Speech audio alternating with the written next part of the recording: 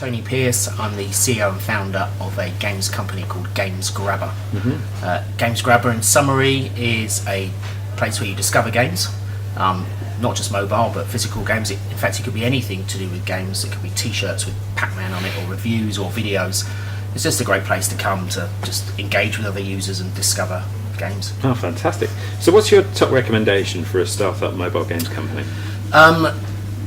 For a real startup, obviously developers need to come up with a great product, and the product is always got to be first.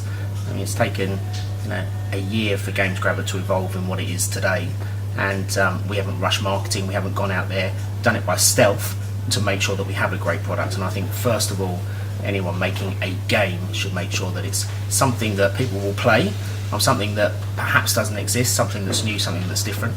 And make sure you have the funding to keep it going, because you can burn through a lot of cash in development, and one advice is it always takes longer. Now, how do you go about getting some funding for your game?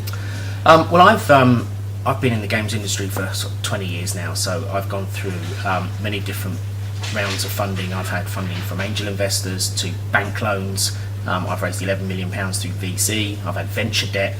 You name it, I've had it. And one of the recent funding rounds I've had is through a crowdfunding site called Crowdcube, which actually, unlike Kickstarter where you get something in return, this you actually put in cash for equity. And we've done it twice now, so I've been successful on Crowdcube twice, and it's normally difficult to come back a second time unless you prove that the first amount was successful, which it was. And we actually closed this week around, in fact, we've overfunded, which is great news. Oh, fantastic. So lots of different sources out there. Yeah, I mean, there's a big choice, but I think compared to 10 years ago when I raised VC funding, where you could have done it on almost the back of a good management team and an idea, VC funding now is only about, in my view, about growth funding. You need to get either invest yourself or get angel investors or crowdfunding involved to get that early seed. It's very hard to get seed funding from VCs. Yeah, and so scale from that. So turning a little bit more towards, sort of as a final question, future gazing, what's your main prediction for the mobile games industry in 2015? I think mobile games will be enormous. I actually think we're going to have the first $2 billion revenue game this year. I mean, you've seen it now with Candy Crush. They did about 1.4 billion last year.